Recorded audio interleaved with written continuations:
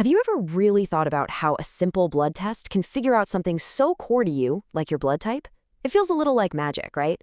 But it's all pure science. So today, we're going to pull back the curtain and see exactly how labs read that secret code hidden inside your red blood cells.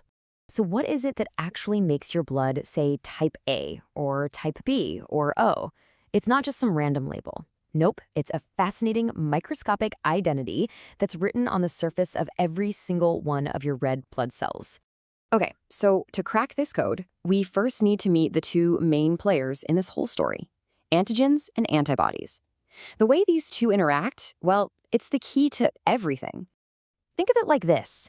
Antigens are little flags or markers that your red blood cells wear. They basically shout, "Hey, I belong here." Meanwhile, the antibodies are like tiny security guards floating around in your plasma, and their whole job is to find and attack any flags they don't recognize. This whole relationship is the foundation of blood grouping. Now, in the world of blood banking, two systems are really, really important. You've got the famous ABO system. This is where you naturally have antibodies against the A or B antigens that you're missing. And then you have the RH system, which is all about the D antigen. The big difference here, your body doesn't usually make RH antibodies unless it's been exposed to the RH factor first, maybe through a transfusion or during a pregnancy. So, how do we use this knowledge in a lab?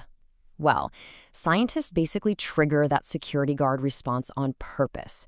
They force a reaction between the antigens and antibodies that creates a really clear visual signal, and that signal is the key to the whole test. And that signal has a name: agglutination. This is the big aha moment. When the right antibodies find their target antigens on the red blood cells, they literally grab onto them, causing all the cells to stick together in these visible clumps. That clumping? That's the clear positive result everyone is looking for. And you know, the visual difference is just night and day. When you see that clumping, that agglutination, it's an unmistakable sign that the antigen is there.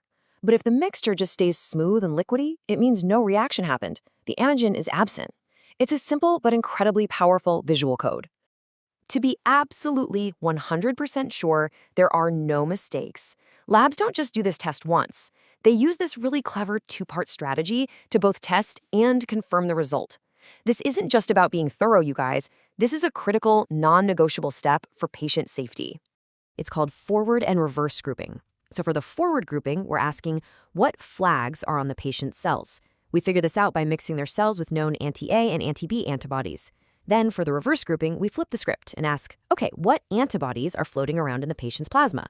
For the result to be valid, the answers from both tests have to match up perfectly. So how does this actually work? Well, the classic way is the spin tube test. They take test tubes, add the known antibody solutions, we call those reagents, mix in the patient's red cells, and let them sit for a bit. Then they pop them into a centrifuge, which is just a machine that spins really fast to push all the cells together and speed up any reaction that might happen. But of course, technology never stands still. Today, the most common method you'll see in a lot of labs is something called column agglutination technology. It uses a special gel that automatically traps any of those clump cells at the top, but lets all the single unclumped cells fall right through to the bottom. It just makes reading the results even clearer and more foolproof. All right, we've gone through the science and the methods. Now for the fun part, the payoff. Let's actually look at how those patterns of clumping, or not clumping, translate directly into the ABO blood types that we all recognize. This right here is how we decode the whole thing. It's a really simple process of elimination. If the cells clump only with the anti-A solution, you got it, the blood type is A. If they clump only with the anti-B, it's type B. What if they clump with both? Well, that means a blood type is AB, because both antigens are on the cells. And if there's no clumping at all, that means neither antigen is there and the blood type is O. It's such a beautifully logical system. And get this, scientists don't just see a yes or no for clumping. They actually grade how strong the reaction is. The strongest possible result is called a 4+, and that's when pretty much all the cells have formed one giant solid clump. You just can't miss it. But what happens when the clues don't add up? Sometimes the tests give results that are conflicting or maybe really weak. This is where the lab professionals basically become detectives, investigating the discrepancy to figure out what's really going on. One of the classic imposters they have to look out for is something called rouleau. See, certain medical conditions can cause high protein levels in the blood, and that makes the red blood cells kind of sticky. They start stacking together. To the untrained eye, it can look an awful lot like weak clumping, which could lead to a false positive result. When you look at it under a microscope, it creates this very distinct stack of coins appearance. That's the dead giveaway for rouleau, and it looks totally different from the true, messy, web-like clumping of agglutination. Lab pros are trained to spot this imposter right away. And that's not the only thing that can go wrong.